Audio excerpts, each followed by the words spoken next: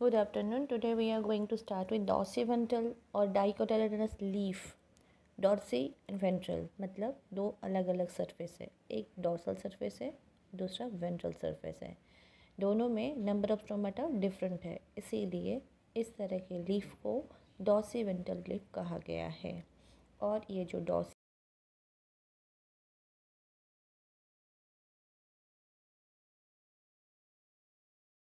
ज़्यादा होता है in comparison to the upper surface or the dorsal surface. The vertical section of a dorsiventral leaf through the lamina shows three main parts, namely epidermis, mesophyll, and vascular system. The epidermis, which covers both the upper surface and lower surface, is known as the of the leaf as conspicuous cuticle. तो मतलब क्या हुआ, ये vertical section अगर हम एक डॉर्सिवेंट्रल leaf को काटते हैं तो थ्री मेन पार्ट्स हमें दिखता है। उसमें क्या है, एक एपिडर्मिस, बीच वाले mesophyll and vascular system. The epidermis कहाँ कहाँ पे होता है, ऊपर वाला सरफेस में भी होता है, अपर सरफेस यानी कि adaxial epidermis and lower surface यानी कि एबैक्सियल एपिडर्मिस। याद रखो, अपर मतलब एडैक्सियल, लोअर मतलब एबैक्सियल, ठीक है। ऑफ द लीफ, ये दोनों साइड में आपको क्या मिल गया, एपिडर्मिस मिल गया, अपर एपिडर्मिस, लोअर एपिडर्मिस। इसके अलावा mesophyll tissue and the vascular bundle, right. तो लीफ है ऐसा कंस्पिक्यूअस क्यूटिकल, अपर एपिडर्मिस के ऊपर बहुत थीन सा एक क्यूटिकल का लेयर होता है। The abaxial epidermis generally, abaxial मतलब लोअर, हाँ, the apexial epidermis generally bears more stomata than the adaxial epidermis. The lower surface of leaf bearing more stomata, number of stomata in comparison to the upper epidermis. The latter may even lack stomata, मतलब upper epidermis कभी कभी ऐसा भी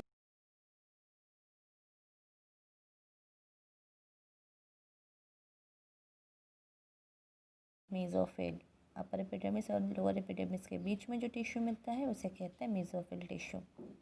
mesophyll which possesses chloroplast and carry out photosynthesis. Mesophyll tissue का खासियत क्या है कि इसमें बहुत सारा क्लोरोप्लास्ट होता है, इसीलिए ये फोटोसिंथेसिस इसका मेन काम है। It is made up of parenchyma. ये जो मेसोफिल टिश्यू है वो बेसिकली पैरेन्काइमेटस टिश्यू है, यानी कि ये पैलिसेड पैरेन्काइमा कहलाएगा। पैलिसेड टिश्यू है तो पैलिसेड पैरेन्काइमा कहलाएगा, और इसके नीचे वाले टिश्यू स्पॉन्जी पैरेन्काइमा कहलाएगा। तो ये क्योंकि पैरेन्काइमेटस टिश्यू है, it is basically parenchymatous tissue, इसमें भी दो डिफरेंट लेयर होते हैं। जो अपर एपिडर्मिस की तरफ जो पैरेन्काइमेटस टिश्यू प्रेजेंट होते हैं वो है एडैक्सियल प्लेस्ट, एडैक्सियली मतलब अपर साइड में जो पैलिसेड पैरेन्काइमा प्रेजेंट होते हैं, दैट आर इलोंगेटेड सेल्स। वो उसका उस सेल का शेप एंड साइज क्या होता है, इलोंगेटेड होता है, right. And which are arranged vertically and parallel to the each other. The oval or round and loosely arranged spongy parenchyma, और उसके नीचे होता है oval और round loosely arranged parenchyma is there, which is below the palisade cells, जो कि palisade cells के नीचे present होता है, and extends up to the lower epidermis, और lower epidermis तक वो continue करता है। There are numerous large spaces and air cavities between these cells. और ये जो स्पॉन्जी पैरेन्काइमा है, इसको स्पॉन्जी क्यों बोला जाता है, क्योंकि स्पॉन्ज की तरह कंप्रेस हो सकता है। स्पॉन्ज की तरह कंप्रेस कब हो सकता है, जब उसके बीच में एयर गैप हो। तो ये जो लोअर एपिडर्मिस की तरफ जो पैरेन्काइमा प्रेजेंट होता है, जो मेसोफिल सेल प्रेजेंट होता है, वो स्पेरिकल इन शेप होता है, उनके बीच में काफ़ी सारा जगह रहता है। सो ओवल और round and loosely arrange spongy parenchyma is situated below the palisade cells and extends to the lower epidermis, और ये लोअर एपिडर्मिस तक स्प्रेड किया हुआ रहता है. There are large spaces among them which are ear cavities. That is why they are called the spongy parenchyma. So epidermis is done. Now mesophyll tissue is done. Two types, palisade and spongy. Palisade, vertical, elongated. Spongy is loosely arranged and spherical, right? Now comes the vascular system. The vascular system in the leaf. It includes vascular bundles which can be seen in the veins and in the midrib. Leaf में vascular bundle कहाँ होता है? veins में होता है और midrib में होता है. Size of the vascular bundles are dependent on the size of veins.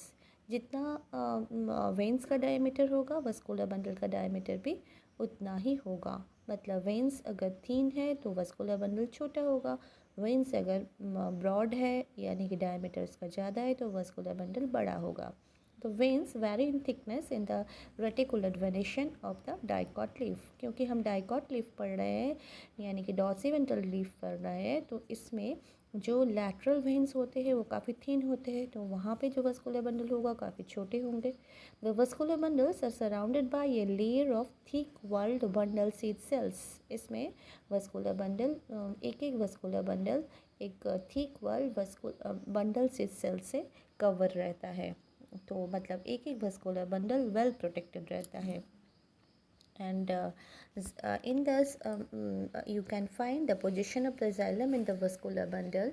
That is, it is towards the lower epidermis. If you are going to see the or compare the diagram of this dorsiventral leaf, here it is.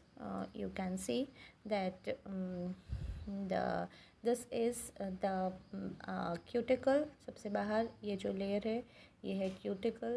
उसके बाद ये adaxial epidermis मतलब upper epidermis.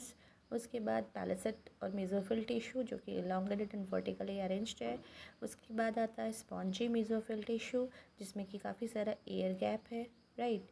उसके बाद आता है आपका lower epidermis और द एबैक्सियल एपिडर्मिस. और नीचे जो ग्रीन कलर का लेयर है ये जो ग्रीन कलर का लेयर है वो है लोअर क्यूटिकल, राइट. यहाँ पे आप वस्कुलर बंडल को रेफ़र करते हैं. वस्कुलर बंडल में ये जो ग्रीन कलर का लेयर है ये क्या है? Bundles itself. और इसमें जाइलम और फ्लोएम आपको क्लियर दिख रहा है. This is the here you can see the phloem is towards the adaxial side. बाहर की तरफ फ्लोएम है और towards the abaxial side xylem है, ठीक है. तो phloem is towards the upper surface and xylem is towards the lower surface. And you can see in the lower surface the stomata is also there, right. So this is the description and diagram of the dorsiventral leaf. Cotyledonous leaf, it is also known as the isobilateral or the monocotyledonous leaf. iso मतलब similar, bi मतलब two, lateral मतलब lateral side. तो दोनों side equal है ऐसे leaf को कहा जाता है isobilateral leaf and it is found only in the monocot plants. The anatomy of isobilateral leaf is similar to that of the dorsiventral leaf and in many ways ये dorsiventral leaf से काफ़ी similar होता है. It shows the following characteristic differences, but इसमें जो differences है वो हम note down करेंगे. जैसे isobilateral leaf, in isobilateral leaf the stomata are present. इसका नाम आइसोबायलैटरल क्यों पड़ा? क्योंकि दोनों ही सरफेस में upper epidermis and lower epidermis दोनों ही एपिडर्मल लेयर में number of stomata is similar. That is why this leaf is called the isobilateral leaf. Stomata are present in both the surfaces of the epidermis and the mesophyll is not differentiated into palisade and spongy parenchyma. Here the stomata, you can underline that the stomata are present on both the surfaces of the epidermis and the mesophyll is not differentiated into palisade and spongy parenchyma. इसमें mesophyll एकदम एक जैसा ही spherical shape का ही होता है, इसमें palisade और spongy में डिफ्रेंशिएटेड नहीं रहता है, जो कि हमें डायग्राम 6.8 बी में दिख रहा है कि this is the adaxial, here it is this is the adaxial epidermis, right, मतलब ऊपर का epidermis, this is the abaxial epidermis हो गया, ऊपर का और नीचे का एपिडर्मिस। एंड यहाँ पे आपको जस्ट रिवर्स कंडीशन दिख रहा है कि xylem is towards the upper side and phloem is towards the lower side, and the number of stomata is same as in the lower epidermis and in the upper epidermis. Mesophyll tissue और uniform देख रहे हो सारे, जो green colour का tissue है mesophyll tissue है, बिल्कुल एक जैसा ही दिख रहा है। इसमें सब स्टोमेटल कैविटी भी एक एडिशनली यहाँ में मिलता है। स्पॉन्जी पैलिसेड टिश्यू नहीं होता है, बल्कि इसमें क्या होता है, स्पॉन्जी मेसोफिल नहीं होता है, बल्कि इसमें जो लोअर एपिडर्मिस है उस जगह पे एक stomatal cavity, sub stomatal cavity दिख सकता है। So this are the two basic differentiating points कि दोनों सरफेस में abaxial surface and adaxial surface दोनों सरफेस पे नंबर ऑफ स्टोमाटा सेम होता है। And mesophyll tissue is not differentiated into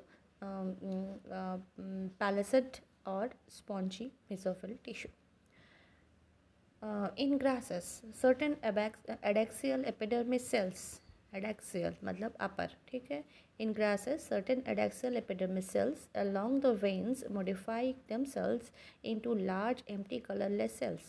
कुछ cells जो कि upper epidermis में होता है वो क्या हो जाते हैं, बहुत लार्ज हो जाते हैं और इसमें कैविटी का फॉर्मेशन हो जाता है। This are called the bulliform cells. When the bulliform cells in the leaves, इस बुलीफॉर्म सेल में क्या क्या नहीं होता है, ये सबसे पहले ये इसका साइज़ बहुत बड़ा होता है। It is almost empty, no any organelle is there, a very little amount of cytoplasm is present there, and it is colorless, that means no chlorophyll is present there। तो इसका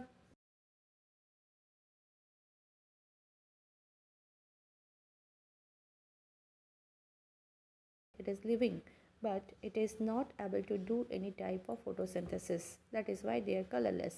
These are called the bulliform cells। ये cells grass में present, upper epidermis में present होता है और इसे bulliform cell कहते हैं। ये इस नाम का होता है कि जब लीफ को स्कैसिटी ऑफ वाटर होता है, मतलब कमी होती है पानी की। When the bulliform cells in the leaves have absorbed water and are turgid, जब ये बुलीफॉर्म सेल वाटर अब्सॉर्ब कर लेता है और टर्जिड कंडीशन में रहता है तो leaf surface is exposed. Leaf surface बिल्कुल एकदम से अच्छा सा खिला हुआ लीफ आपको दिखेगा।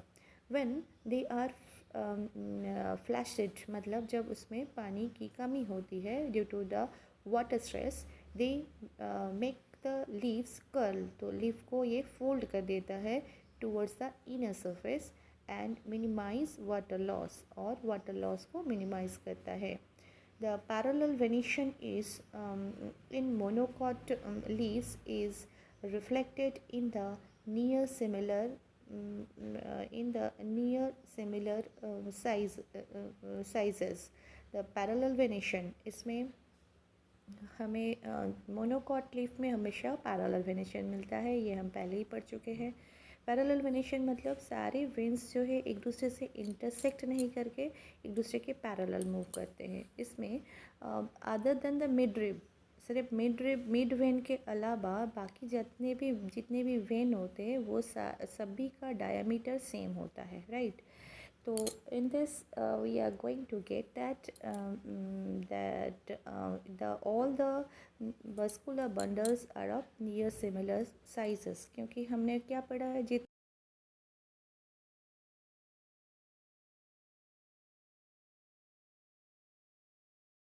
इनका डायमीटर ऑलमोस्ट सेम है other than the mid rib, तो फिर सारे वस्कुलर बंडल का भी साइज क्या होता है, सिमिलर होता है, राइट।